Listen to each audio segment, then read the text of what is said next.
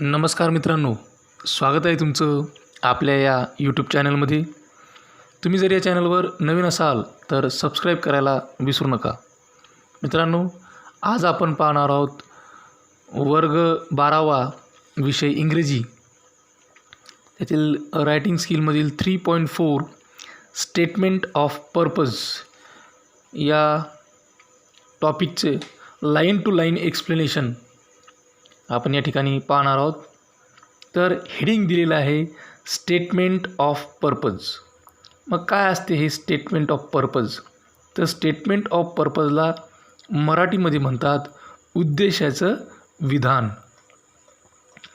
What is a statement of purpose? की statement of purpose काय आहे?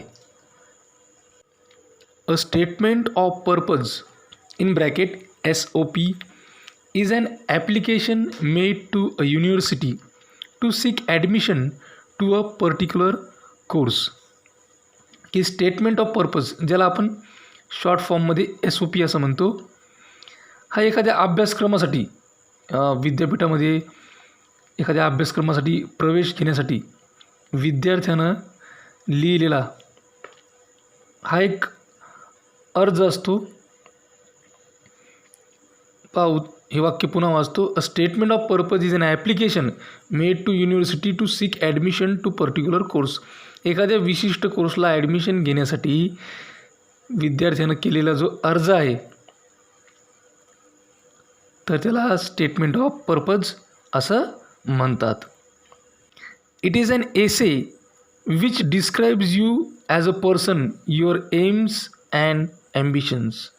की याला एक निबंधच म्हणावं लागेल, की आपण एक व्यक्ती म्हणून की आपले काय ध्येय आहेत, काय आपल्या इच्छा आकांक्षा आहेत, याचं वर्णन करणारा एक निबंध म्हणजेच काय तर SOP, statement of purpose. It speaks about your journey of life and the qualities you have nurtured in the process. की हे काय सांगते मग? तर तुमच्या जीवनाच्या प्रवासाबद्दल हे सांगते आणि त्याचबरोबर तुमच्यामध्ये असलेले जे गुणधर्म आहेत, या प्रक्रियेदरम्यान तुम्हाला मिळालेले जे गुणधर्म आहेत, लाभलेले जे गुणधर्म आहेत, जे वैशिष्ट्य आहेत, त्यांचं वर्णनसुद्धा याद्वारे केलं जातं. The score card or the transcript gives your academic achievement. The score card किंवा ट्रान्स्क्रिप्ट हे केवळ वस्तुनिष्ठ आकडेवारीसारखे जो डेटा या ठिकाणी प्रदान करत असतात.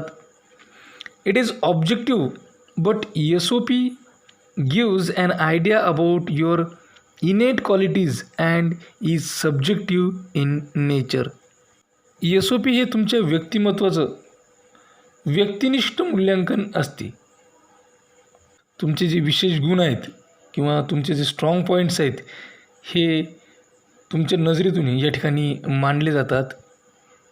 The SOP gives you an opportunity to show the special qualities which make you distinct from others. की SOP आपल्याला ऑपॉर्च्युनिटी, संधी देते तुमच्यामधील ज्या स्पेशल क्वालिटीज आहेत, विशेष गुणधर्म, की तुम्ही इतरांपेक्षा कसे वेगळे आहात हे दर्शवण्याची संधी तुम्हाला SOPद्वारे प्रदान केली जाते. It explains why you want to join the course, what is your liking, how you have developed your liking.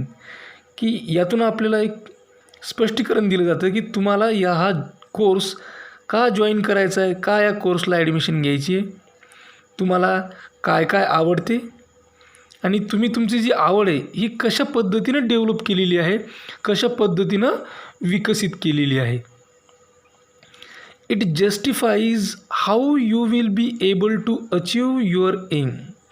की तुम्ही कशा पद्धतीनं तुमचं ध्येय हे मिळवू शकता, त्या ध्येयापर्यंत पोचवू शकता, याला न्याय देण्याचं काम SOP करत असते, त्याला न्याय ठरवते ते.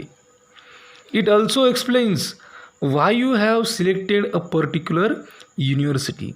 आणि यातून आणखी स्पष्टीकरण दिलं जातं की तुम्ही एखादी विशिष्ट युनिव्हर्सिटीच का निवडली, याच युनिव्हर्सिटीला तुम्ही का ॲडमिशन घेत आहात, याच युनिव्हर्सिटीला तुम्ही का जॉईन होत आहात, हीच युनिव्हर्सिटी तुम्ही का निवडली. The SOP is a gateway to your career as the admission committee judges you or screens the applications on the basis of the SOP received.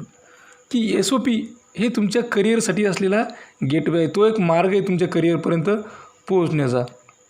कारण या SOPच्या आधारावर जी ॲडमिशन कमिटी आहे ती तुम्हाला जज करते, तुम्हाला न्याय देते किंवा तुमचं सिलेक्शन करण्याचा प्रयत्न करते किंवा तुमचं स्क्रीनिंग, तुमच्या या ॲप्लिकेशनचं स्क्रीनिंग केलं जातं, मूल्यांकन केलं जातं आणि जी SOP त्या ठिकाणी स्टेटमेंट ऑफ पर्पज पाठवलेलं आहे त्या आधारावर स्क्रीनिंग वगैरे होऊन ॲडमिशन कमिटी यावर निर्णय देत असते. Hence it is a very important document. त्यामुळं हे अत्यंत महत्त्वाचा कागद आहे, अत्यंत महत्त्वाचं कागदपत्र आहे. The SOPs for undergraduate, post graduate and doctorate levels would be different. की स्टेटमेंट ऑफ पर्पज हे अंडरग्रॅज्युएटला वेगळे असतात, पोस्ट ग्रॅज्युएटला वेगळे असतात आणि डॉक्टरेट लेवलला वेगळे असू शकतात. The SOPs differ according to the requirement. की जशी रिक्वायरमेंट आहे, जशी गरज आहे त्या गरजेनुसार हे स्टेटमेंट ऑफ पर्पज हे अलग अलग असतात, वेगवेगळे असतात. The number of words in which and SOP is written is also different for different universities. SOPमध्ये लिहिण्यात आलेली जी शब्दांची संख्या आहे ही शब्दांची संख्या ही वेगवेगळी असू शकते. वेगवेगळ्या विद्यापीठासाठी शब्दांची जी मर्यादा आहे किंवा संख्या आहे त्या SOPमध्ये वापरलेली ही वेगवेगळी असू शकते. At this level when you would pass your standard 12th examination and write personal statement to universities for admission to undergraduate course, you should follow the format given below. आता ही जी लेवल आहे, आपण आता सध्या 12वीमध्ये आहोत, पण ज्यावेळेस आपण 12वी पास होऊ आणि 12वी पास झाल्याच्या नंतर एखाद्या युनिव्हर्सिटीमध्ये ॲडमिशन घेण्यासाठी आपल्याला SOP लिहायची आहे, तर आपल्याला कोणता फॉर्मॅट फॉलो करावा लागेल, कोणत्या गोष्टी ध्यानात ठेवाव्या लागतील त्या खाली दिलेल्या आहे. फॉर्मॅट ऑफ SOP म्हणजे SOPचं स्वरूप कशा पद्धतीचं आहे ते आपण बघूयात. The statement of purpose should be written in around 500 words, tentatively in 5 to 6 paragraphs. की स्टेटमेंट ऑफ पर्पज SOP हे जवळपास 500 शब्दांमध्ये लिहिणं आवश्यक आहे आणि कमी जास्त म्हणजे 5 ते 6 पॅराग्राफमध्ये हे लिहिणं आवश्यक आहे किंवा लिहिलं जावं. Begin with your introduction, talk about your personal background. की तुमच्या इंट्रोडक्शन, तुमचं जे माहिती आहे या माहितीपासून सुरुवात करायची आहे. Talk about your personal background, तुमची वैयक्तिक पार्श्वभूमी काय आहे. युअर मेंटल मेकअप, तुमची काय मानसिक तयारी आहे.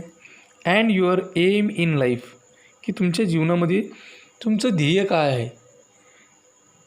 द सेकंड पॅरेग्राफ, दुसऱ्या पॅरेग्राफमध्ये बघा काय लिहायचं आहे. The second paragraph should speak about why you wish to join this specific program oblique course your area of interest. दुसऱ्या पॅरेग्राफमध्ये आपल्याला लिहायचं आहे की या एका विशिष्ट प्रोग्रामला किंवा कोर्सला आपण का ॲडमिशन घेत आहोत आणि हा आपला जो एरिया ऑफ इंटरेस्ट आहे की ज्यामध्ये आपल्याला ॲडमिशन घ्यायची, तिकडे तुम्ही का जातात, नक्की असं काय कारण आहे त्याच्या मागचं. In the third paragraph write about your abilities that would be helpful or suitable for this career goal or objective. तिसऱ्या पॅराग्राफमध्ये आपल्याला काय लिहायचं आहे की तुमचे जे क्वालिटीज आहेत, जे गुणवैशिष्ट्य आहेत, जे तुम्हाला या करिअरमध्ये तुमचे ध्येय मिळवण्यासाठी किंवा तुमचे उद्दिष्ट गाठण्यासाठी महत्त्वपूर्ण ठरतील, सोयीस्कर ठरतील, अशा कोणत्या क्वालिटीज आहेत त्या क्वालिटीज आपल्याला तिसऱ्या पॅराग्राफमध्ये लिहायचे आहेत.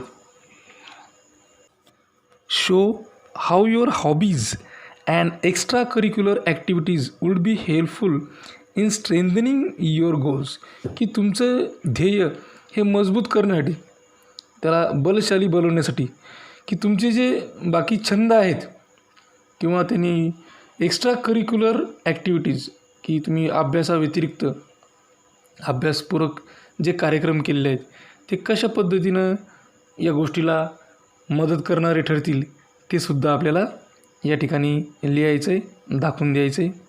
इन द 4th पॅरेग्राफ, 4थ्या पॅरेग्राफमध्ये काय लिहायचं आहे आपल्याला?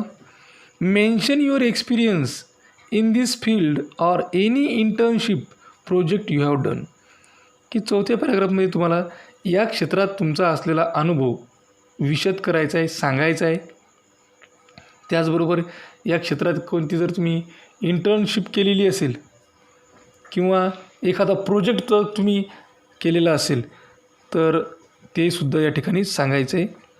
You can state something which makes you distinct from the other applicants, की तुम्हाला असं काहीतरी सांगायचं किंवा असं काहीतरी विधान त्या ठिकाणी लिहायचं की जेणेकरून बाकीच्या ॲप्लिकंट किंवा बाकीच्या अर्जदारांपेक्षा तुम्ही काहीतरी वेगळे वाटले पाहिजे. In the concluding paragraph, concluding paragraph ज्याला आपण शेवटचा पॅरेग्राफ म्हणतो, या शेवटच्या पॅरेग्राफमध्ये, समारोपीय पॅरेग्राफमध्ये आपल्याला लिहिता येईल, state how admission to this particular course university would be beneficial to you, की तुम्हाला हे सांगायचं की या विशिष्ट कोर्सला ॲडमिशन घेतल्याच्यानंतर किंवा या युनिव्हर्सिटीला ॲडमिशन घेतल्यानंतर तुम्ही कसे फायदेशीर व्हाल. And how you look at it from a long term career perspective, आणि तुम्ही याकडे एक लाँग टर्म म्हणजे जास्त कालावधीसाठी असलेल्या करिअर पर्स्पेक्टिव्ह म्हणून कशा पद्धतीने पाहता हेही या ठिकाणी सांगायचं आहे. Write the statement of purpose in clear and lucid language, की तुम्ही ज्यावेळेस स्टेटमेंट ऑफ पर्पज लिहिता तर या स्टेटमेंट ऑफ पर्पज लिहिताना तुमची भाषा ही स्पष्ट आणि ज्याला आपण म्हणू शकतो की ती भाषा समजता यावी, सहज सुलभ अशी भाषा असावी. Do not make spellings or construction mistakes, की तुमच्या लिहिण्यात स्पेलिंग मिस्टेक होऊ नयेत. त्याचबरोबर तुमची जी वाक्यरचना आहे या वाक्यरचनेमध्ये चुका होऊ नयेत. यू शूड बी कन्व्हिन्सिंग, की तुम्ही जे काही लिहितात की त्यावर वाचणाऱ्याला किंवा त्या पाहणाऱ्याला खात्री पटली पाहिजेत. Show determination in your career, की तुम्ही ज्या करिअरबद्दल विचार करणार आहात तर त्याबद्दल तुम्ही तुमचं जे निश्चित असं मन आहे किंवा तुम्ही डिटरमाइन आहात, निश्चित आहात, हे तुम्हाला या ठिकाणी दाखवून द्यायचं आहे. Your purpose of choosing this particular course, की तुमचा हा कोर्स निवडण्यामागं काय उद्देश आहे. अँड युनिव्हर्सिटी, ही युनिव्हर्सिटी निवडण्यामागं तुमचा काय उद्देश आहे. Should be in accordance with your career, की ज्यावेळेस तुम्ही ही जी कोर्स किंवा ही युनिव्हर्सिटी या विशिष्ट करिअरसाठी निवडणार आहात याच्या मागचा तुमचा उद्देश, तुमचा हेतू इथे स्पष्ट करायचं आहे. Remember that your personality is reflected through this, की तुम्ही लक्षात ठेवा की तुम्ही हे जे काही लिहित आहात, हे जे स्टेटमेंट ऑफ पर्पज लिहित आहात, यातून तुमची पर्सनॅलिटी, तुमचं व्यक्तिमत्व हे दिसत असतं. हायलाईट युअर क्वालिटीज, तुमचे जे गुणवैशिष्ट्य आहेत, तुमचे जे गुणधर्म आहेत ते हायलाईट करण्याचा प्रयत्न करा. Highlight your qualities, life experiences in such a way that your application should stand out from the rest, की तुम्ही अशा पद्धतीने तुमचे गुणधर्म, तुमचे गुणवैशिष्ट्य किंवा जीवनातील अनुभव हायलाईट करा जेणेकरून तुमचं ॲप्लिकेशन ही बाकीच्या लोकांपेक्षा एक चांगल्या रीतीनं स्टँड असलं पाहिजे, तुमच्यासाठी ते चांगल्या पद्धतीनं राहिलं पाहिजे. अशा पद्धतीनं आपल्याला स्टेटमेंट ऑफ पर्पज लिहायचं आहे. तर हे होतं आपल्याला स्टेटमेंट ऑफ पर्पज कशा पद्धतीने लिहायचं आहे. तर पेज नंबर 155 आणि 156-57वर 2 उदाहरण देण्यात आले की स्टेटमेंट ऑफ पर्पज कशा पद्धतीने लिहायचे. याचे 2 उदाहरणं तुम्हाला 155वर एक आणि 156-57वर एक असे 2 उदाहरणं दिलेले आहेत. हे दोनही उदाहरणं तुम्ही अत्यंत काळजीपूर्वक वाचा, जेणेकरून तुम्हाला स्टेटमेंट ऑफ पर्पज कशा पद्धतीने लिहायचं हे लक्षात येईल. कारण ते दोनही उदाहरणं आहेत. तर दोनही उदाहरणं असल्यामुळे त्याचं लाईन टू लाईन एक्सप्लेनेशन आपण या ठिकाणी दिले नाहीत, कारण ते उदाहरणं आहेत. पण स्टेटमेंट ऑफ पर्पज कसं लिहायचं हे मात्र आपण लाईन टू लाईन एक्सप्लेनेशन या ठिकाणी दिलेलं आहे. तर हे उदाहरणं अत्यंत काळजीपूर्वक वाचा आणि यावरूनच परीक्षेमध्ये स्टेटमेंट ऑफ पर्पजचं जर का एखादं उदाहरण आलं तर यावरून आपल्याला ते लिहिता आलं पाहिजेत. अशा रीतीनं काळजीपूर्वक त्याला वाचायचं आहे. तर हे होतं स्टेटमेंट ऑफ पर्पजचं लाईन टू लाईन एक्सप्लेनेशन. अशाच प्रकारचे नवनवीन व्हिडिओ पाहण्यासाठी या चॅनलला सबस्क्राईब करा. माझे सर्व व्हिडिओ तुमच्यापर्यंत ताबडतोब पोहोचण्यासाठी बेल आयकॉन बटनला क्लिक करा. हा व्हिडिओ तुम्हाला आवडला असेल तर लाईक करा. तुमच्या मित्रमैत्रिणींमध्ये, गरजू विद्यार्थ्यांमध्ये जास्तीत जास्त प्रमाणात शेअर करा. हा व्हिडिओ अत्यंत काळजीपूर्वक आणि सर्वात महत्त्वाची गोष्ट म्हणजे शेवटपर्यंत पाहिल्याबद्दल तुम्हा सर्वांचे मनापासून आभार. थँक्यू. Thanks a lot.